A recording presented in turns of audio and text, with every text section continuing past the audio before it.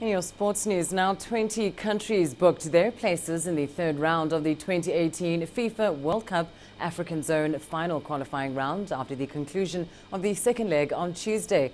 Libya were the first team to qualify after a 3-1 win in Rwanda, while Congo, Ghana and Nigeria all went through on aggregate victories.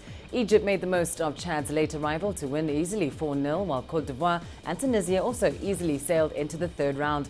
Algeria crushed 10-man Tanzania 7-0 in Blida, with Kenya losing 2-0 to Cape Verde, and Senegal making the group stages after dismissing Madagascar by 3-0.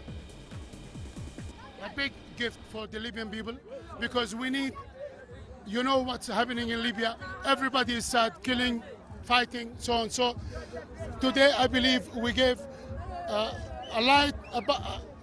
white spot of light in our view. So I think today it means a lot for the Libyan people to have something at least to make them feel happy, our team.